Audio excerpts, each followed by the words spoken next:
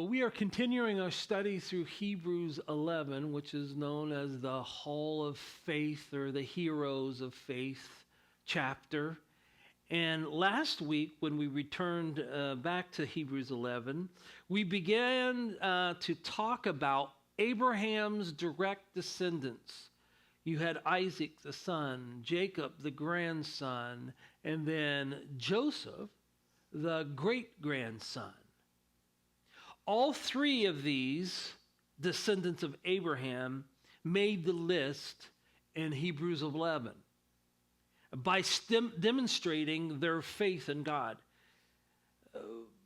But it's interesting to note when we'll read the scripture in just a moment, but in Hebrews 11, they take us, when they mention those three, it's a snapshot at the end of their life. Not something they did during their life, but at the end of their life, the final moments.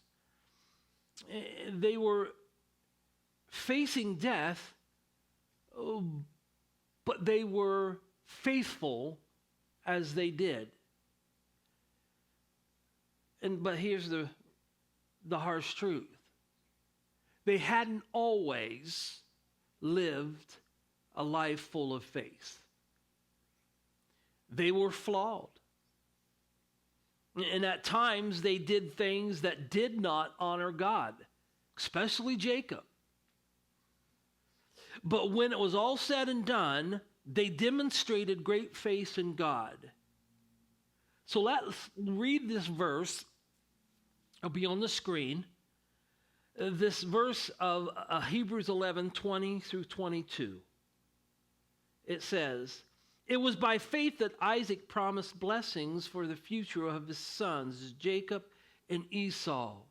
It was by faith that Jacob when he was old and dying, blessed each of Joseph's sons and bowed in worship as he leaned on his staff. And it was by faith that Joseph, when he was about to die, said confidently that the people of Israel would leave Egypt. He even commanded them to take his bones with them when they left." Okay, so last week we looked at the why of these three verses of faith. Why? Why did they have faith? And you can write this down because it bears repeating. By faith, they trusted God with future promises. They trusted God with future promises. God said to Abraham, Genesis 7, "I will establish my covenant," meaning this is something I'm making to you, Abraham, "as an everlasting covenant, a promise between me and you and" who? "Your descendants after you, for the generations to come, to be your God and the God of your descendants after you." So this is a promise, a covenant, a God-made promise. I am your God. I am with you, Abraham, and I am going to bless you. Not only am I going to bless you, I'm going to bless your descendants that follow you. That faith was passed on from Abraham down to Isaac, and then from Isaac down to Jacob, and then from Jacob to Joseph, and then from Joseph to his sons. And they trusted God that he was good on keeping his promises.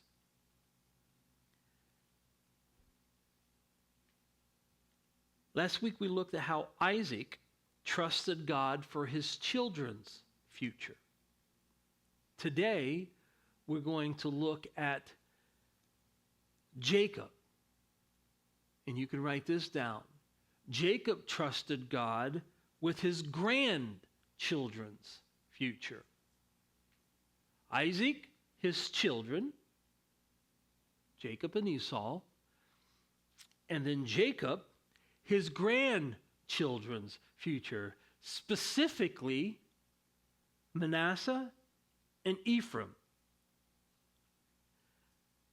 Let's look at this verse again. By faith, Jacob, when he was dying, blessed each of Joseph's sons and worshiped as he leaned on the top of his staff. Now, the faith of Jacob was a little like his father's Isaac. It was up and down. It was up and down. And if we're all honest, so are we. Our faith. Our faith has our mountains. Our faith has our valleys. Our faith has somewhere in between. We're always one place or another, up and down, and is no different from the heroes of faith.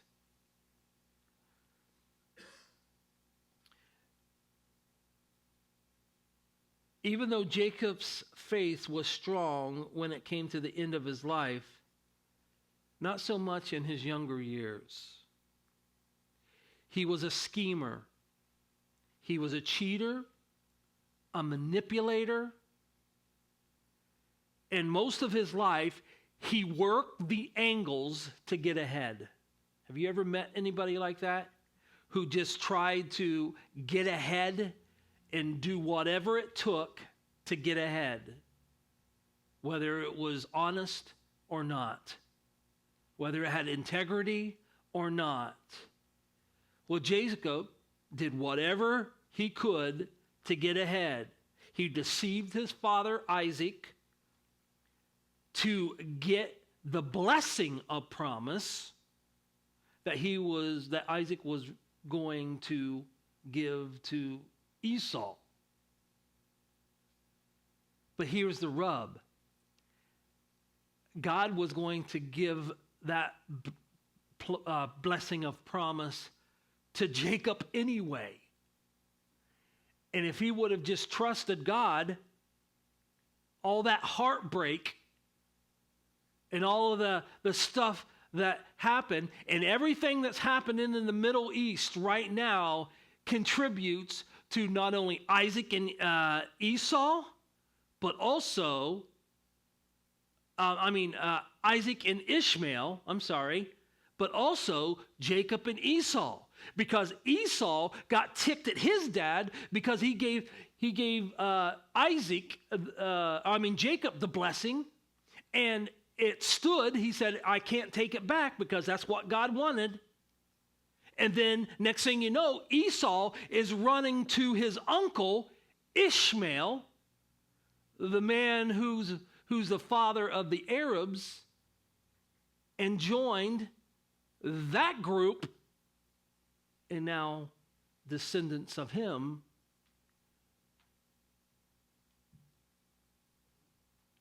most of them are Muslim. And now this is the mess.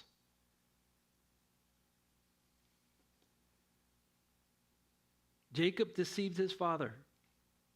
Then, no wonder Esau was so bitter, because then Jacob cheated Esau out of his birthright for a pot of stew. Birthright meaning that the oldest child, which Esau and Jacob were twins, but Esau was born first, so by tradition, the firstborn would get double portion of the inheritance. So guess who got the double portion? Jacob. Guess who didn't get the double portion? Esau. You see how this is getting ahead of stuff? So, with such a checkered past,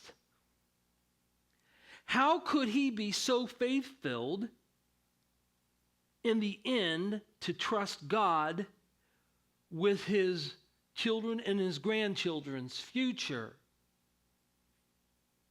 Well, the Bible tells us that God actually speaks to Jacob and says, I'm good on the promises that I made to your grandfather and your father.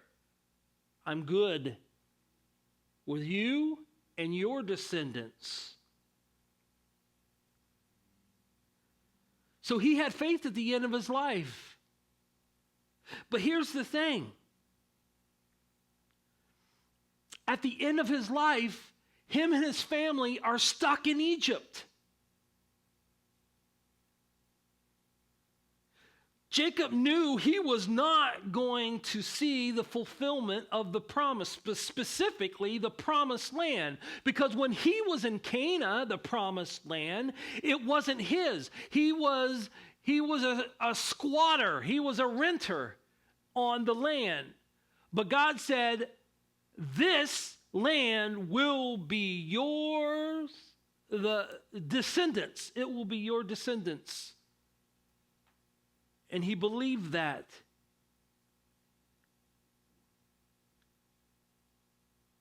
He knew that this promise, he wasn't going to experience it. Because, as the King James puts it, he was a dying. He was a dying. So one by one, Jacob calls each of his sons in to give each one the blessing that was suited for them. It's fascinating, these blessings, reading those blessings. You kind of scratch your head with some of them. But then when he comes to Joseph, at first, he says, bring me your grandsons.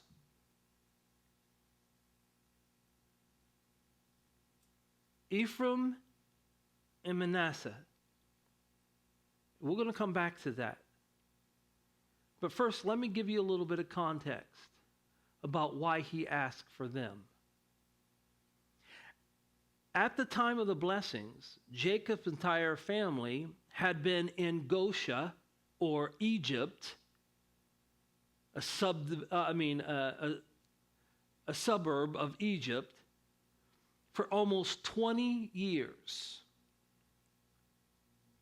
They came there because of the famine in the land, and then also him finding out that his favorite son, who he thought was dead, was the hero of Egypt. Now, the reason that Joseph was the favorite child of Jacob was because he was a miracle baby, born of his favorite wife, Rachel. Yes, Jacob had more than one wife. Fascinating story about how that happened. He was in love with Rachel, but his future father-in-law tricked him and gave him his Leah. And then had to work 7 years, who he thought was going to get Rachel, but then got Leah, and then had to work 7 more years to get Rachel. And Rachel was always had Jacob's heart.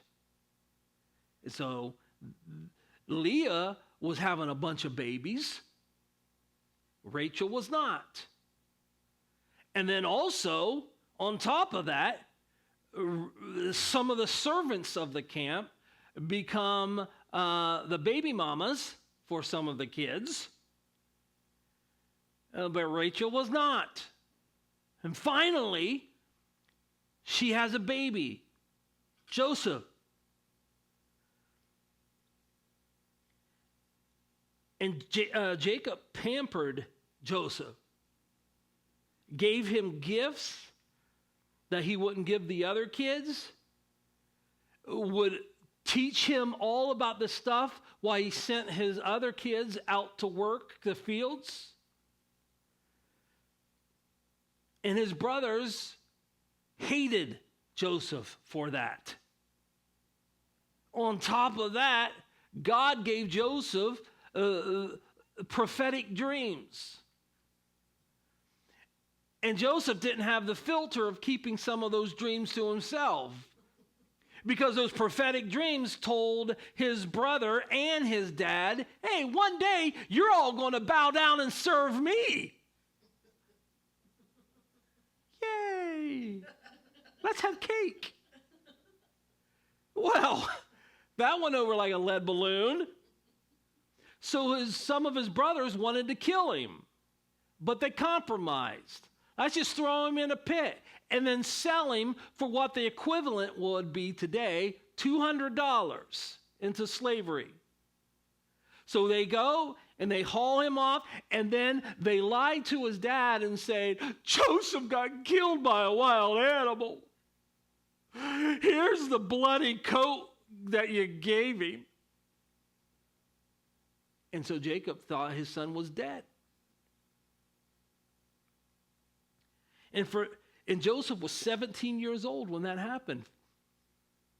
For 13 years, Joseph was a slave and or a prisoner in Egypt. But here's the thing, God never left Joseph. His character and his conversations prove that. On top of that, Joseph still had dreams and was able to interpret dreams. It was good for some of his cellmates and not good for some of his other cellmates about their future. Where it gets back to the Pharaoh, because he started having all these nightmares. And so they bring Joseph in, and he interprets these dreams about what they meant, saying, hey, Pharaoh, there's a huge famine coming, but before the famine, there's going to be a surplus of bumper crops. And so my suggestion is take huge portions of those and stack them up and store them so that we can survive and thrive through the famine. So at the age of 30, Joseph becomes Pharaoh's number one guy, what we would think of as the prime minister. You know how England has the king, and then they have the prime minister who runs Egypt, or runs Great Britain. Well, Joseph was the prime minister. He ran Egypt.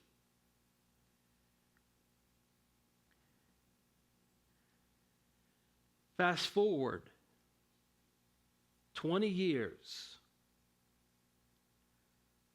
Joseph is still the leader of Egypt. He has an Egyptian wife and has 2 boys from Egypt, born in Egypt. And Jacob wants to remind Joseph of his heritage. He wants to give a blessing of promise that cannot be found in Egypt. Let's look at it. Genesis 48, 1 through 4. One day, not long after this, word came to Joseph, your father is failing rapidly.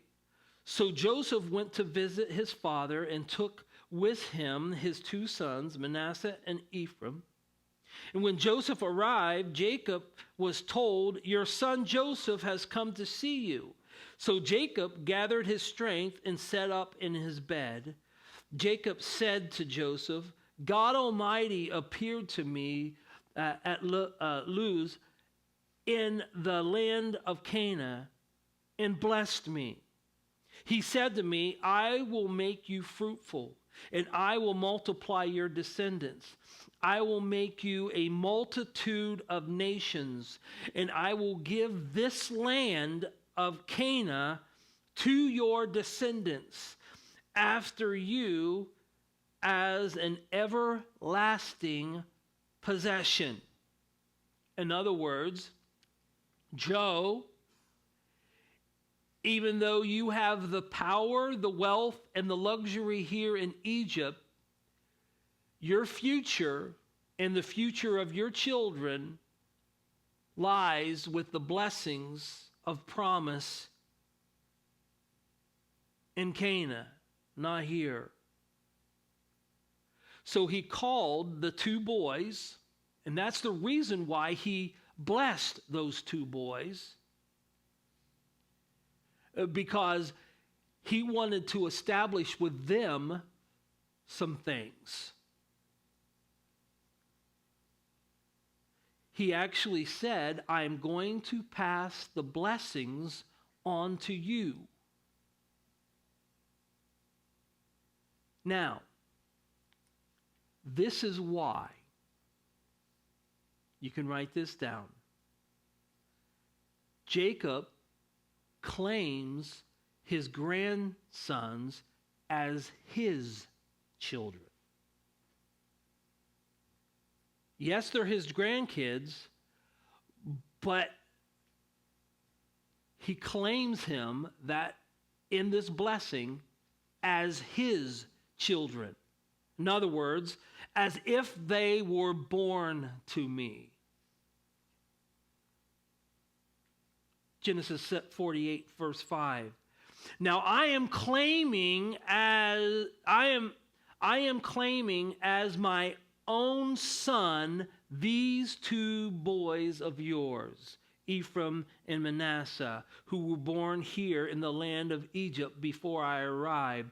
They will be my sons, just as Reuben and Simeon are. Why?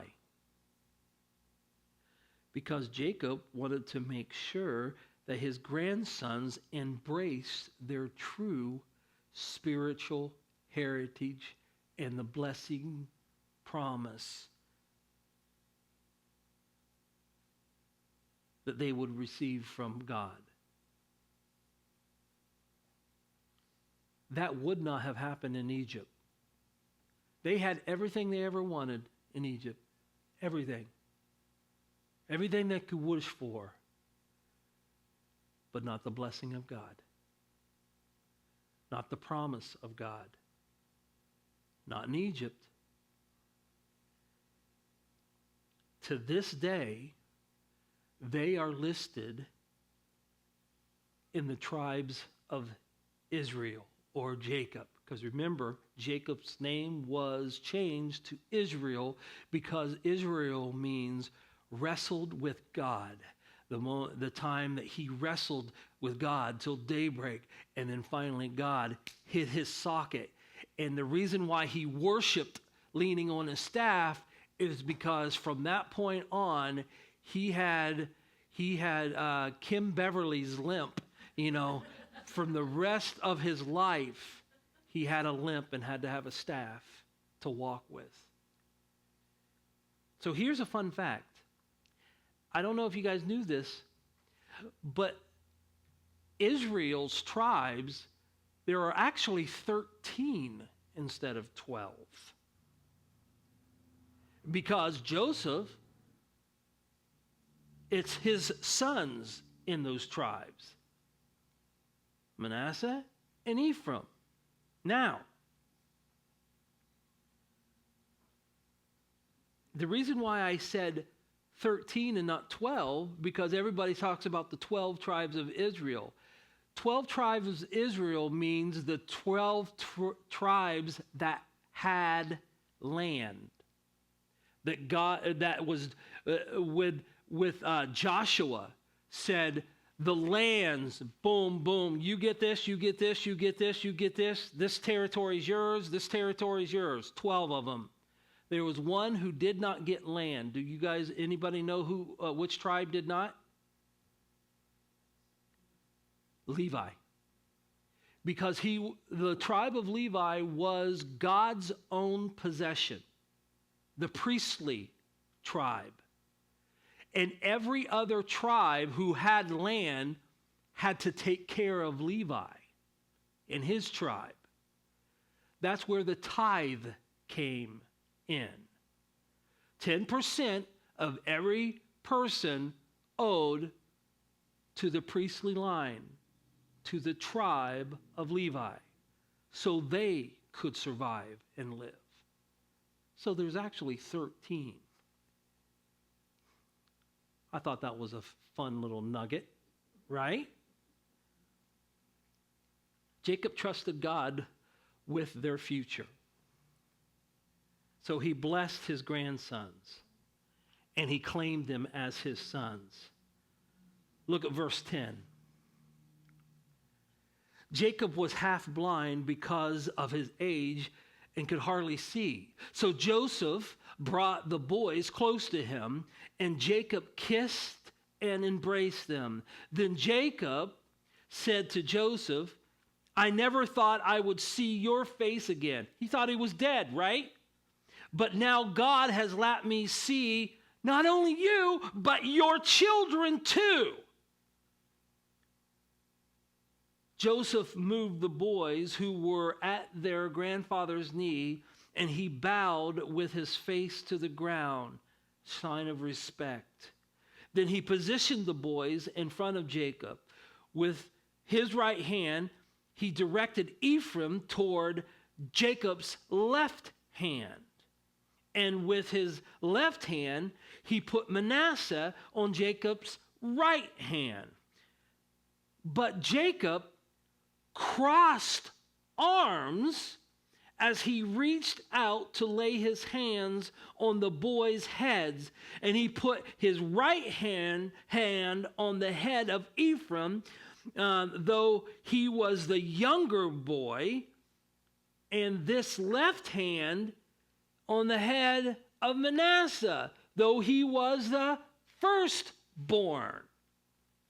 Verse 15, then he blessed Joseph and said, may the God before whom my grandfather Abraham and my father Isaac walked, the God who has been my shepherd all my life to this very day, the angel has redeemed me from all harm. May he bless these boys. May they preserve my name and the name of Abraham and Isaac, and may their descendants multiply greatly throughout the earth. So Jacob does this unexpected thing. Joseph wanted the right hand blessing, which meant it was a greater blessing for Manasseh because Manasseh was the oldest. But Jacob crossed his arms and gave it to Ephraim, the younger, with his right hand. And this displeased Joseph. Remember, Joseph had all the power of Egypt. Only one who had more power was Pharaoh. When Joseph said jump, you asked how high. It said he was displeased. In other words, it didn't happen the way he wanted, and he was ticked off about it.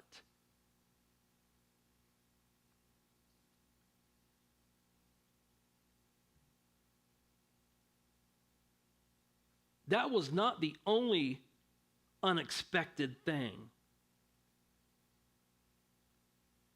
that Jacob did.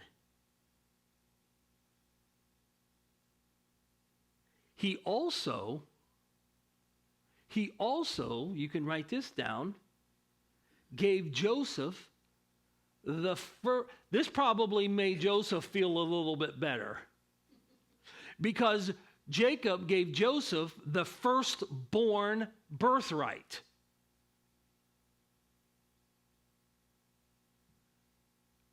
Did you catch that? He gave that to Joseph. I mean, all of those brothers ahead of him, the 10 other ones in front of him, it was like he took Joseph and, hey, Reuben, step aside, boom, and gave it to him. Look at it. Then Jacob said to Joseph, look, I'm about to die, but God will be with you and will take you back to Canaan, the land of your ancestors. And beyond what I have given your brothers, I am giving you an extra portion. What? Double portion means you get the birthright of the land that I took from the Amorites with my sword and bow. So the firstborn birthright was a double portion inheritance. So why did he give it to Joseph and not Reuben?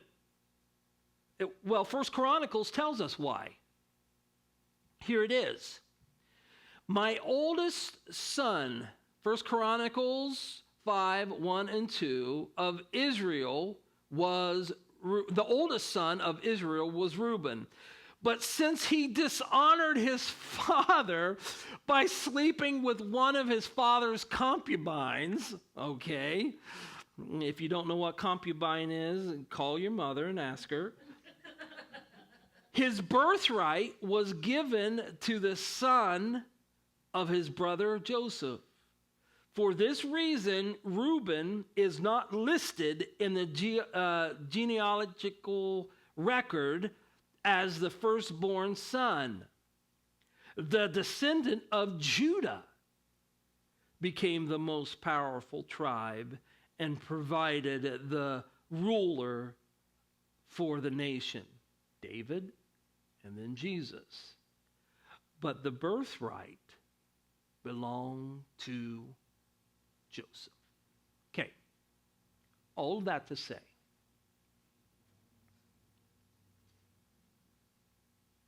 God is an amazing God. But sometimes God is a very confusing God. He does things in a topsy-turvy way, yes? You just don't understand why the things happen the way that they do. They don't make sense. For starters, Isaac, Jacob, and Joseph all had mothers that were barren, meaning they couldn't have kids. Isaac's mother Sarah was barren, Jacob's mother Rebekah was barren, and Joseph's mother Rachel was barren. In other words, these three men should not have humanly been born. But yet, when we talk about Israel, we talk about the God of Abraham, Isaac, and Jacob. Second, none of them were the firstborn. Isaac wasn't, Jacob wasn't, Joseph wasn't. And so, humanly speaking, once again, none of them should have received the birthright of the eldest son. It should have gone to Ishmael, it should have gone to Esau, and it should have gone to Reuben. Not only did they get the birthright, but they also got the promised blessing of you are going to inherit the blessings of God. In God's sovereignty, he gives the blessings to each of them, to Joseph's sons. I think it was kind of a consolation of, you have been through the ringer, Joseph. So here you go, buddy. Here is what we can take away from these heroes of faith, and then I'll be done. Faith means trusting God even when it does not make sense. That we're trusting God even when situations are out of our control or when things look humanly impossible. Because do you remember what Jesus said? Luke 18:27, Jesus replied, "What is impossible for people is possible with God." You should write that down. Put that somewhere. To remember when you're faced with something, or when something in your life is just smacking you in the face, you can just remind yourself, yeah, it might be impossible for us, but it's not impossible for God. He's all about the impossible. He is the God of the impossible. 3 of the heroes of faith should have never been born, but yet here we are, 4,000 some years later, talking about them. Corrie ten Boom once said, "Never be afraid to trust an unknown future to a known God." Never be afraid to trust an unknown future to a known God. That means trusting God when things don't make sense, or when things are not humanly possible, out of our control. The outcome.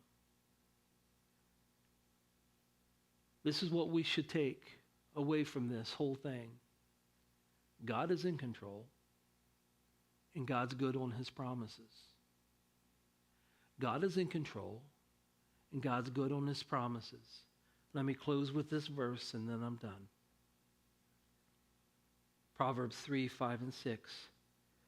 Trust in the Lord with all your heart, and do not depend on your own understanding. Why? Because your understanding will deceive you. Verse 6. Seek his will in all you do, and he will show you which path to take. Amen?